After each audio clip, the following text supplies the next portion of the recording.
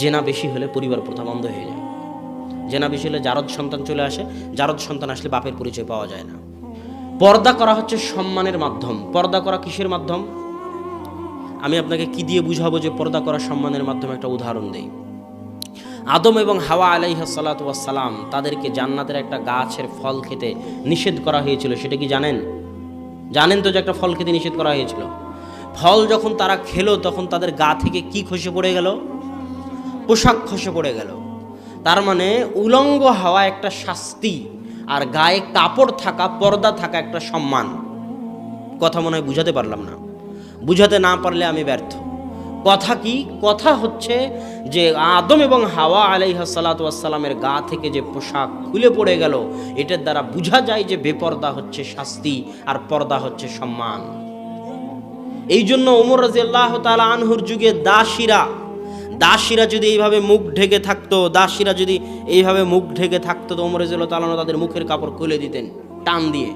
যারে তুই দাসীর কোনো পর্দা নেই, পর্দা তো করবে সম্ভ্রান্ত বংশের মেয়ে, উঁচু বংশের মেয়ে, স্বাধীন বংশের মেয়ে, যে স্বাধীন, আজাদ, সম্মানিত, সম্ভ্রান্ত, তারা করবে পর্দা, আর বেপর্দা হয়ে চলবে দাসীরা।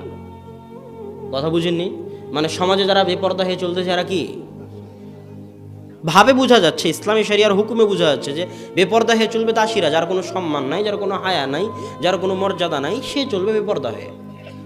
ওই জন্য তো হাওয়ার গা থেকে যখন কাপড় খুলে গেল সাথে সাথে পাতা নিয়ে ঢেকে দিচ্ছেন, কেননা বেপর্দা হয়ে চলাটা হচ্ছে মান সম্মানের খেলাফ, ইজ্জতের খেলাফ। আর মান সম্মান, ইজ্জত লুকিয়ে আছে পর্দার মধ্যে। পর্দা কেন এত জরুরি? পর্দা হচ্ছে সমাজ রক্ষার, সমাজ হেফাজত করার মাধ্যম। পরিবার টিকে থাকলে সমাজ হেফাজত হবে। পরিবার টিকে থাকা মানে বাপের পরিচয় জানতে পারা। আজ হাজার লাখ বছর ধরে আল্লাহ এই পৃথিবী আবাদ করে আসতেছে পারিবারিক প্রথার মাধ্যমে।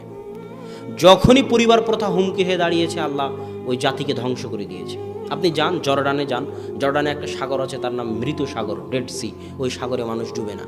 কেন? ওই সাগরের মানুষ এক সময়, ওই সাগরটা একটা শহর ছিল, শহরটাকে আল্লাহ এইভাবে উল্টিয়ে দিয়েছেন। ওই শহরের নিচ পিঠে, তল পিঠে, যেটাকে আল্লাহ উল্টিয়ে দিয়েছেন, ওই পিঠে একদল মানুষ বসবাস করতো, যারা এত বেশি জেনায়, ঘৃণ্য, জঘন্য যৌনাচারে লিপ্ত থাকতো যে পরিবার প্রথা বন্ধ হয়ে যাওয়ার উপক্রম হয়ে গেছে। জেনা যত বেশি হয় তত সন্দেহ বাড়ে। আপনি আপনার মায়ের উপর সন্দেহ করে ফেলে দিবেন, আপনার বাপ তার নিজের স্ত্রীর উপর সন্দেহ করবে যে পেটের এই সন্তানটা আমার পক্ষ থেকে না আরেকজনের পক্ষ থেকে, আল্লাহই জানে। এটা জেনার আধিক্যতার কারণে হয়। জেনার আধিক্যতা পরিবার নষ্ট করে দেয়। কথা বুঝতে পারতেছেন? আর সেটা শুরু হয় বেপর্দা থেকে। কি থেকে? বেপর্দা থেকে সেটা শুরু হয়। এই জন্য পর্দার গুরুত্ব ইসলামে অনেক বেশি। পর্দা করা হচ্ছে সম্মানের মাধ্যম। পর্দা করা কিসের মাধ্যম? আমি আপনাকে কি দিয়ে বুঝাবো যে পর্দা করা সম্মানের মাধ্যমে? একটা উদাহরণ দেই। আদম এবং হাওয়া আলাইহিস সালাতু ওয়াস সালাম, তাদেরকে জান্নাতের একটা গাছের ফল খেতে নিষেধ করা হয়েছিল। সেটা কি জানেন? জানেন তো যে একটা ফল খেতে নিষেধ করা হয়েছিল। ফল যখন তারা খেলো তখন তাদের গা থেকে কি খসে পড়ে গেল? পোশাক খসে পড়ে গেল। তার মানে উলঙ্গ হওয়া একটা শাস্তি, আর গায়ে কাপড় থাকা, পর্দা থাকা একটা সম্মান। কথা মনে হয় বুঝাতে পারলাম না। বুঝাতে না পারলে আমি ব্যর্থ। কথা কি?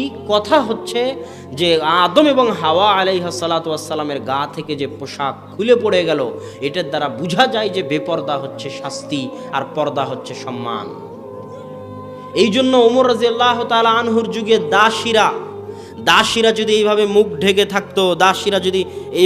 ঢেকে থাকতো, তো ওমর রাদিয়াল্লাহু তাআলা তাদের মুখের কাপড় খুলে দিতেন টান দিয়ে।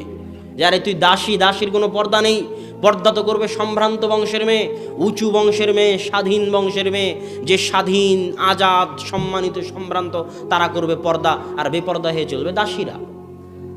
কথা বুঝেননি? মানে সমাজে যারা বেপর্দা হয়ে চলতেছে এরা কি ভাবে বোঝা যাচ্ছে, ইসলামী শরিয়ার হুকুমে বোঝা যাচ্ছে যে বেপর্দা হয়ে চলবে দাসীরা, যার কোনো সম্মান নাই, যার কোনো হায়া নাই, যার কোনো মর্যাদা নাই, সে চলবে বেপর্দা হয়ে। ওই জন্য তো হাওয়ার গা থেকে যখন কাপড় খুলে গেল সাথে সাথে পাতা নিয়ে ঢেকে দিচ্ছেন, কেননা বেপর্দা হয়ে চলাটা হচ্ছে মান সম্মানের খেলাফ, ইজ্জতের খেলাফ।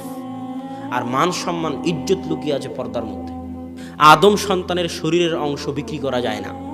রক্ত বিক্রি করা যায়? আপনি রক্ত বিক্রি করতে পারবেন আরেকজনের কাছে? এটা হারাম। কিডনি বিক্রি করা যায়? হারাম কিডনি বিক্রি করা। চুল বিক্রি করা যায়? হারাম চুল বিক্রি করা।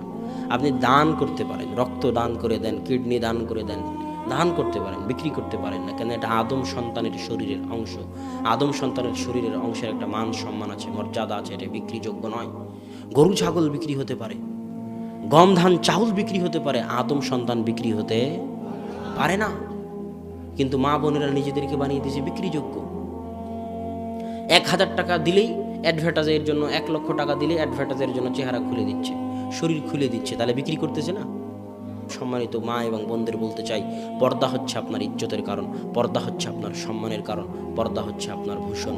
আপনি বেপর্দা বেহায়া হয়ে না চলে পর্দাশীলা হয়ে চলার চেষ্টা করুন। একজন পর্দাশীলা তাকওয়াবান পরহেজগার নারীর মূল্য আল্লাহর নিকটে অনেক। আল্লাহ রাসূল বলছেন, ইন্নাদ দুনিয়া কুল্লুহা মাতা, সারা দুনিয়া সবই সম্পদ, কিন্তু সবচেয়ে দামি, সবচেয়ে মূল্যবান সম্পদ হচ্ছে আল মারআ সালেহা, একজন সতী নারী, একজন পরহেজগার নারী। যে নারী মুখ দিয়ে কোনোদিন পরকীয়া প্রেম, অবৈধ প্রেমে, অবৈধ সম্পর্কে লিপ্ত হয়নি, যে নারী তার নিজের শরীর, নিজের লজ্জাস্থান আমানতের হেফাজত করেছে, সে ওই মুখ দিয়ে দোয়া করা মাত্র আল্লাহ সাথে সাথে কবুল করে নেবে। কেন? সারার ঘটনা খুলে দেখেন, উনি একজন পর্দাশীলা তাকওয়াবান মহিলা ছিলেন বলেই তো দোয়া করা মাত্র আল্লাহ কবুল করে নিয়েছে।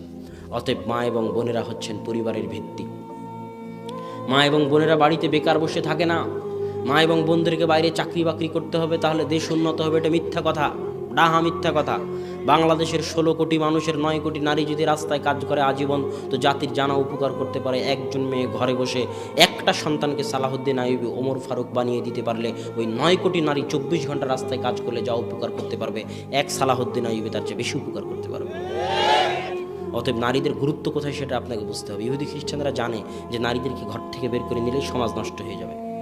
কেমনে সমাজ নষ্ট হবে? নারী যখন ঘর থেকে বের হয়ে গেল, ডাক্তার সকাল 8টায় বের হয়, 5টায় ফিরে, স্বামী বিদেশে প্রবাসে কাজ করে, স্বামী এক জায়গায়, মা এক জায়গায়, সন্তান মানুষ হয় চাকরের হাতে, চাকরানির হাতে।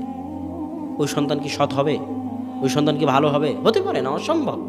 ওই মায়ের চাকরি তো 2 টাকা কামানো নয়, ওই মায়ের চাকরি হচ্ছে আল্লাহর পক্ষ থেকে দেওয়া চাকরি, সবচেয়ে কঠিন চাকরি। পারমাণবিক বোম বানানো অত কঠিন নয়, চন্দ্র মঙ্গল গ্রহে যাওয়া অত কঠিন নয়, যত কঠিন একটা ছোট্ট বাচ্চাকে সৎ মানুষ রূপে গড়ে তোলা।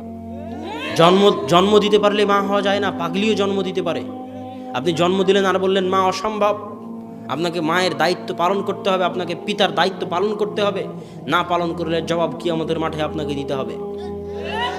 অতএব সম্মানিত মা এবং বোনদের উদ্দেশ্য করে বলতেছি, আপনারা নিজেদের দায়িত্ব বুঝুন, দায়িত্ব সচেতন হন, কি জন্য পৃথিবীতে এসেছেন সেটা অনুভব করার চেষ্টা করুন।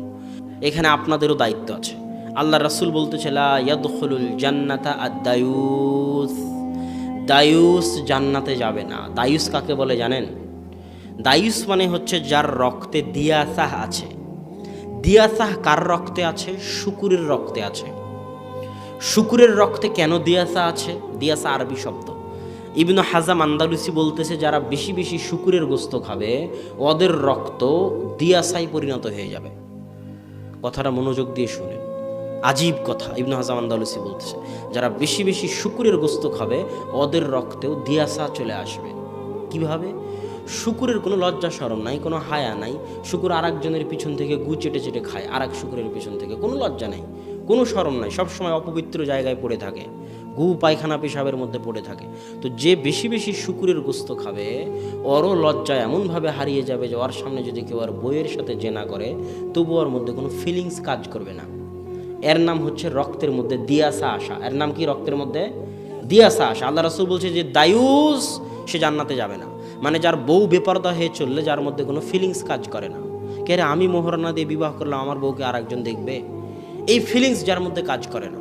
যার মেয়ে বেপরদা হয়ে চললে তার মধ্যে কোনো ফিলিংস কাজ করে না, অপমান বোধ কাজ করে না, যাকে এটা কিছুই মনে হয় না, তার মানে তার রক্ত শুকুরের রক্ত হয়ে গেছে। কথা মনে হয় বুঝাতে পারলাম না। যার মেয়ে, যার বউ বেপরদা হয়ে চলে, তার মানে তার রক্ত কাদের রক্ত হয়ে গেছে? শুকুরের রক্ত হয়ে গেছে, সব পুঁজ হয়ে গেছে। আর ওখানে মুসলমানের রক্ত নাই, ওখানে আর আত্মমর্যাদা নাই। পর্দা কেন এত জরুরি? পর্দা হচ্ছে সমাজ রক্ষার, সমাজ হেফাজত করার মাধ্যম।